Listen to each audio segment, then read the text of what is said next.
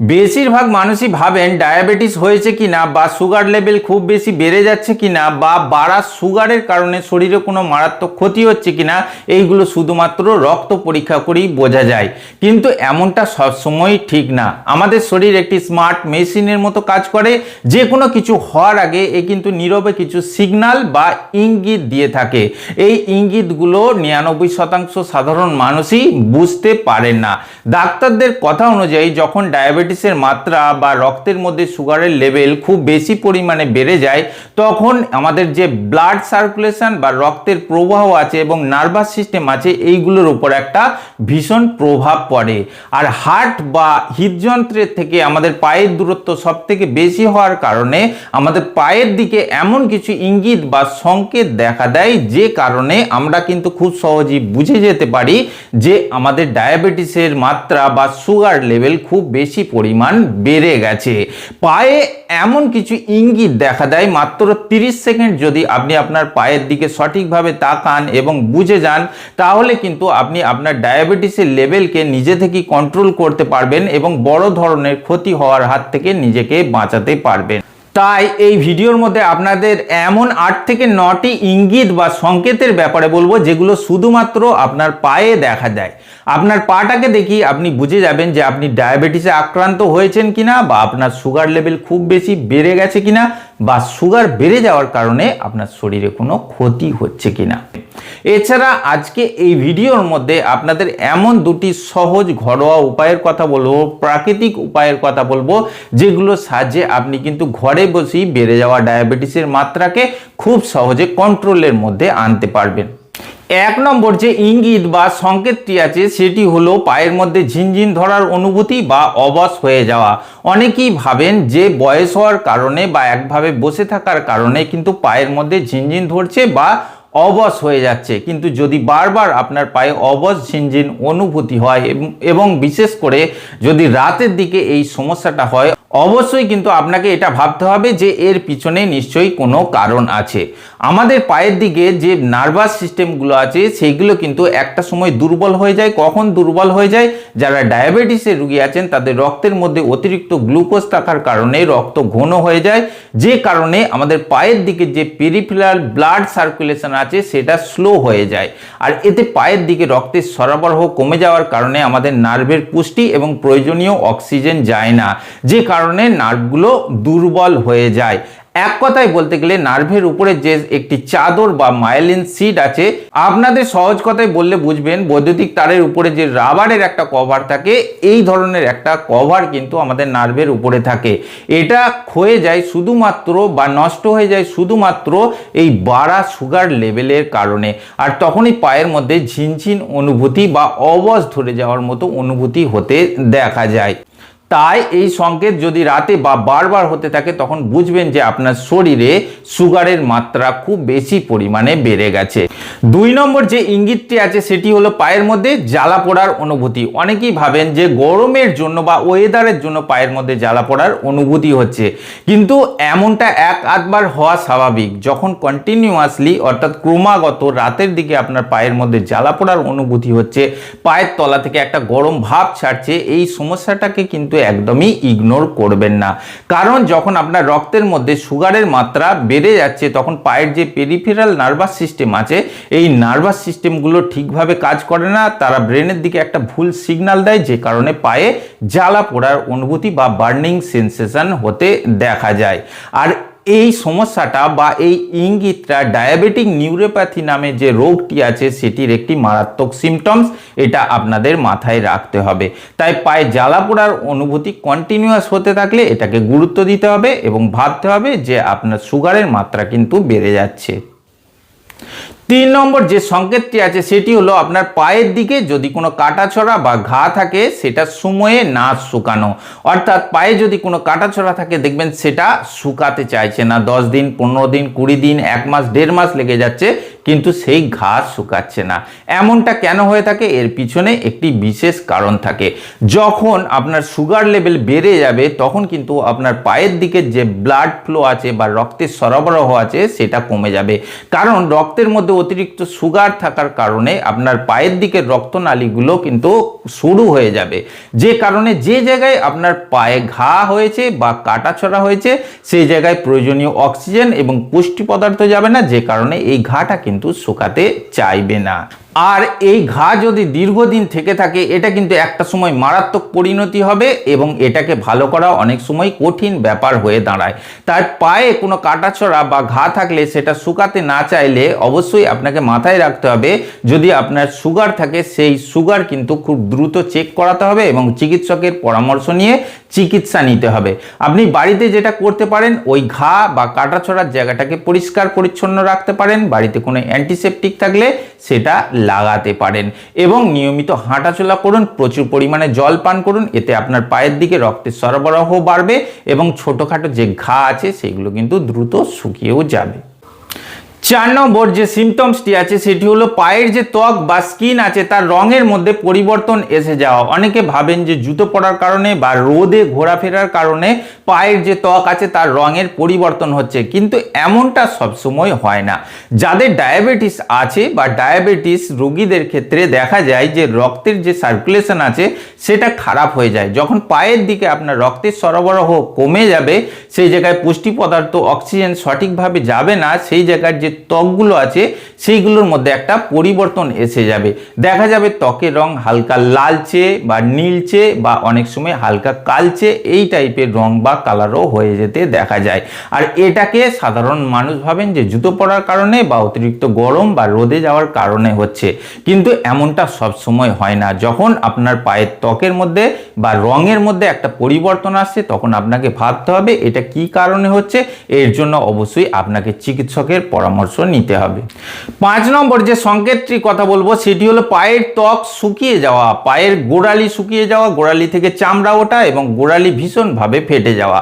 শীতকালে সাধারণত আমাদের পায়ের ত্বক ফাটে এবং গোড়ালিও ফাটে বা চামড়া উঠে যায়, কিন্তু শীতকাল ছাড়া অন্যান্য সময়েও যদি আপনার পায়ের ত্বক শুকিয়ে যায়, গোড়ালি শুকিয়ে যায়, চামড়া উঠতে থাকে, তখন আপনাকে মাথায় রাখতে হবে যে এর বিশেষ কিছু কারণ আছে। ডায়াবেটিসের সমস্যার ক্ষেত্রে বা সুগার লেভেল বেড়ে গেলে অনেক সময় হয় কি আমাদের পায়ের দিকে যেমন রক্ত সরবরাহের উপর প্রভাব পড়ে, তেমনি নার্ভাস সিস্টেমও ভীষণভাবে কমজোর হয়ে যায়। আর আমাদের পায়ের ঘাম এবং লবণের যে সমতার ব্যাপারটা আছে সেটা আমাদের পায়ের দিকে যে পেরিফেরাল নার্ভাস সিস্টেম আছে তারা কন্ট্রোল করে থাকে। এই নার্ভাস সিস্টেম যখন দুর্বল হয়ে যায় সে কিন্তু পায়ের এই লবণ বা সোডিয়ামের সমতা এবং জলের সমতা, বিশেষত যেটা ঘামের মাধ্যমে বের হয়ে ব্যালেন্সড হয়, সেটাকে ঠিক রাখতে পারে না, যে কারণে ত্বকগুলো শুকিয়ে যেতে থাকে। আর এই কারণেই গোড়ালি ভীষণভাবে ফেটে যায়, ত্বকে চামড়া উঠতে থাকে এবং স্কিন হালকা ফ্যাকাশে বা শুকনো টাইপের হয়ে যেতে দেখা যায়। এই বিষয়টা আপনাদের মাথায় রাখতে হবে। এটা যদি শীতকাল ছাড়া অন্যান্য সময় হয় এটা নিয়ে ভাবতে হবে এবং ডাক্তারের পরামর্শ নিতে হবে।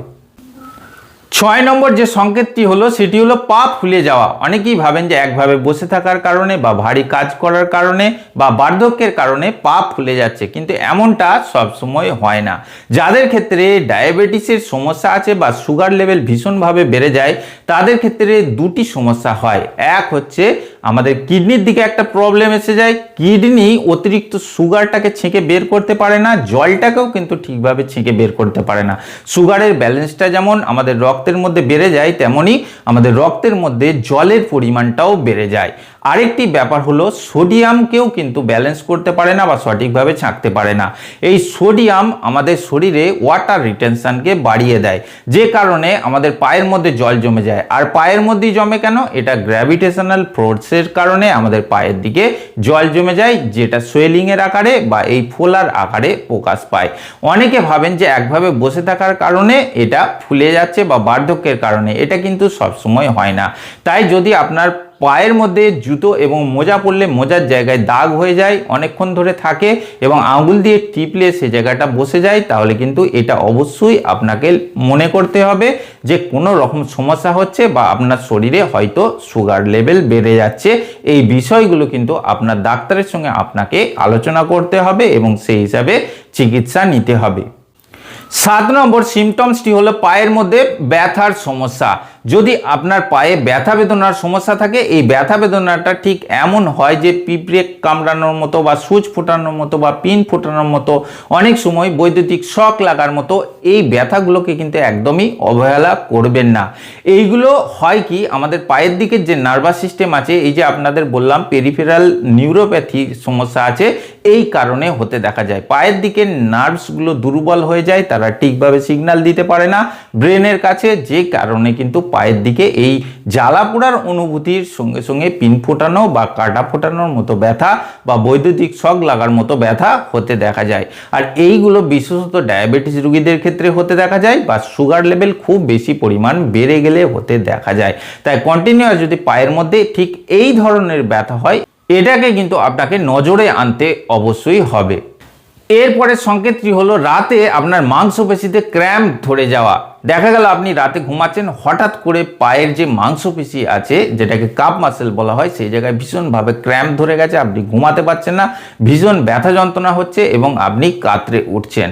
এমতো অবস্থা হয় কি, আমাদের পায়ের যে মাংসপেশি আছে, সেই মাংসপেশির মধ্যে রক্তের যে সরবরাহ আছে সেটা কমে যায়। রক্তের মধ্যে সুগারের মাত্রা বাড়লে রক্ত ঘন হয়ে যায়, পায়ের দিকে যে রক্ত নালীগুলো আছে সেগুলো সরু হয়ে যায়, সেই জায়গায় ঠিকভাবে অক্সিজেন এবং নিউট্রিয়েন্টস অর্থাৎ পুষ্টি পদার্থ পৌঁছায় না, যে কারণে আপনার কাপ মাসেল কিন্তু কনট্যাক্ট হয়ে যায় বা এই কাপ মাসেলের মধ্যে একটা স্প্যাজম এসে যায়, যে কারণে পায়ের মধ্যে ক্র্যাম্পস এসে যায় এবং এই ধরনের আটকে যাওয়া বা খিচ লাগা মতো ব্যথা হতে দেখা যায়।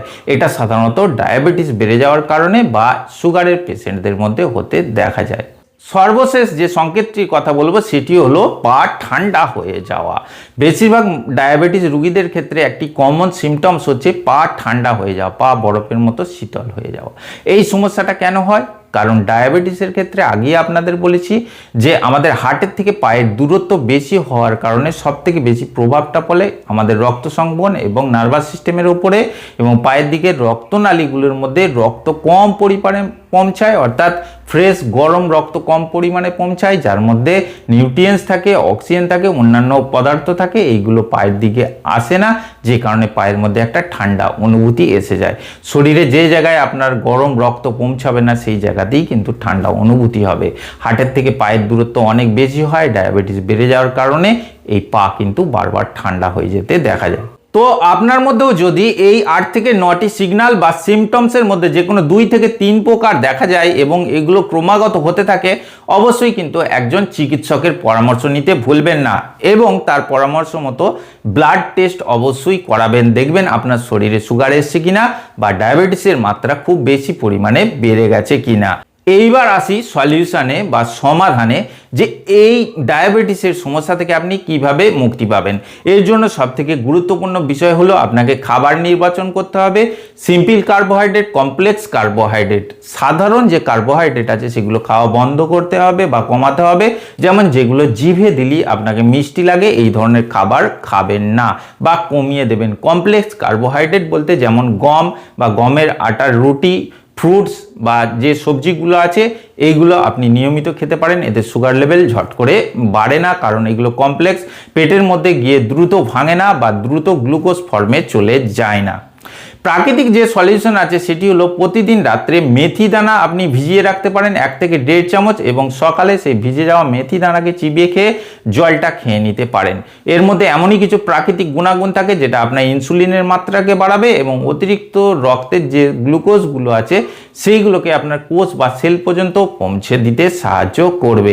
ডায়াবেটিস রোগীদের ক্ষেত্রে মেথি দানাকে এক সঞ্জীবনী ঔষধ হিসাবে প্রাচীনকাল থেকে মেনে আসা হচ্ছে, এটাকে আপনারা প্রয়োগ করে দেখতে পারেন।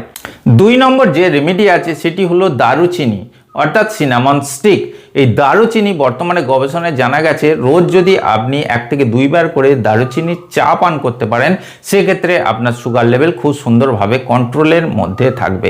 এর জন্য আপনাদের 2 কাপ মতো জল নিন, তার মধ্যে একটা সিনামন স্টিক ফেলে দিন ছোট্ট ছোট্ট টুকরো করে, এবং সেটাকে 5 থেকে 10 মিনিট লো ফ্লেমে ফোটান যেন এই সিনামন স্টিক থেকে রড নির্যাসটা জলের মধ্যে চলে যায়। তারপর ছেঁকে নিয়ে হালকা গরম অবস্থায় সিপ সিপ করে পান করুন, দিনে 2 বার করুন, দেখবেন আপনার সুগার লেভেল খুব সুন্দরভাবে কন্ট্রোলের মধ্যে এসে যাবে।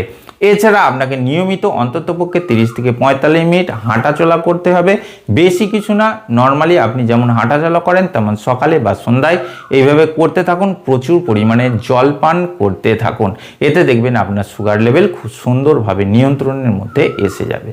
তো বন্ধুরা, আজকে এই ভিডিওর মধ্যে আপনাদের এমন 9টি সিগন্যাল বা সিমটমসের কথা বললাম যেগুলো আপনার শরীরে ডায়াবেটিস হয়েছে কিনা বা ডায়াবেটিসের মাত্রা বেড়ে যাচ্ছে কিনা সেইগুলো আপনি ঘরে বসেই বুঝতে পারবেন, কোনো রকম ব্লাড টেস্ট বা রক্ত পরীক্ষা না করেই।